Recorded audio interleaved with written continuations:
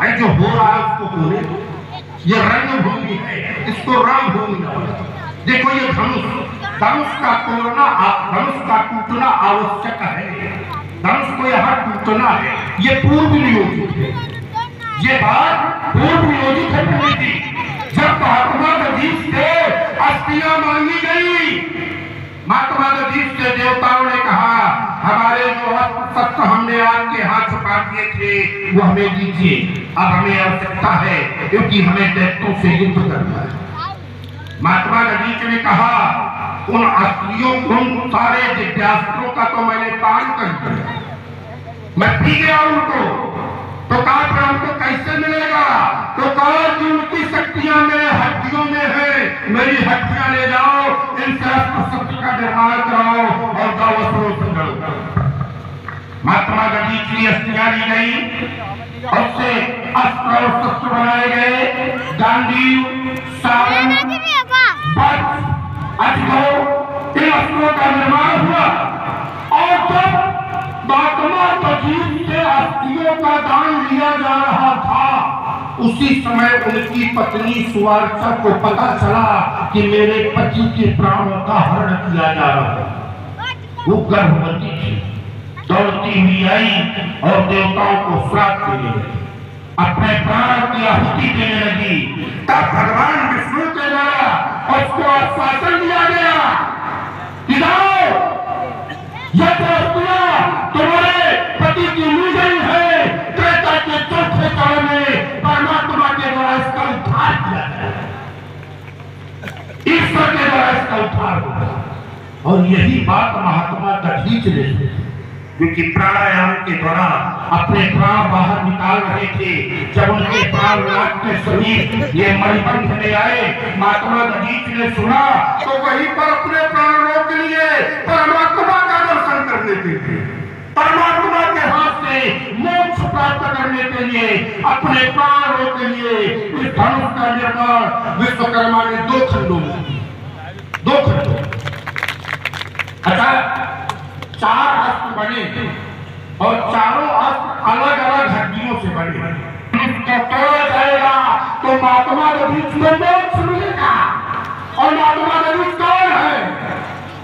महात्मा गांधी हमारे और तुम्हारे गुरुबंधु है। तुम गुरुबंधु को मोक्ष दिलाना चाहते हो या यही पड़े करते रहने देना चाहते हैं? भाई गुरुबंधु को चाहते हो कि मोक्ष मिल जाए या यही पड़े रहे? यदि चाहते हो मोक्ष मिल जाए तो शांत होकर बैठ जाओ, प्रतीक्षा करो, जो भी धनुष को तोड़ेगा उसका दर्शन करो। उसके बाद कल क्या हुआ था, कल क्या हुआ था और कल क्या होगा, आने वाले समय में क्या होने वाला है, भूत भविष्य वर्तमान ये रावण जानता है। रावण से पूछो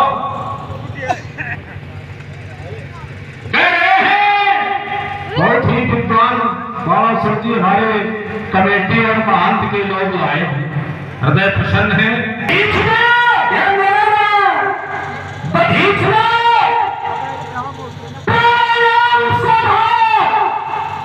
और अपने प्राण त्याग दिए, अस्त्र बने, वही अस्त्रों में बीच की अस्थियों से बना है, तो ये व्यासी सजीव है, सजीव, इसमें प्राण है, ये निर्जीव नहीं, ये सजीव है, इनमें प्राण है, प्राण। और कोई नबाल कोई महताल इनको तोड़ देगा, इनको तोड़ देगा। तो इस मिथिला में तो सोचा लग रहा है मानवीय कार्य कैसे होंगे इस मिथिला में, तो सुंदर बन जाएगा। मानवीय कार्य कैसे होंगे? विद्वान लोग बैठे हैं, बस नहीं सूक्ष्म रहस्य छिपा है। कैसा? ध्यान देना जरा। सीता का जन्म, सीता कहां से प्रकट हुई? कहां से? पृथ्वी मां के गर्भ से, पृथ्वी मां के गर्भ से। तो सीता की माता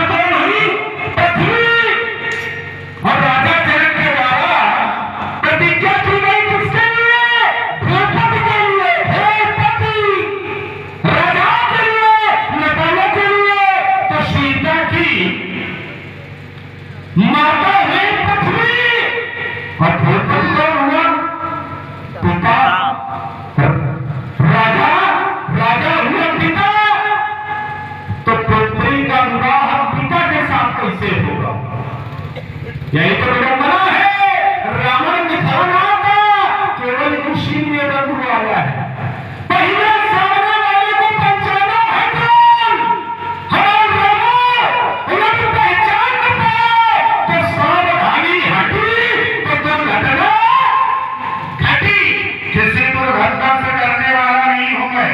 हम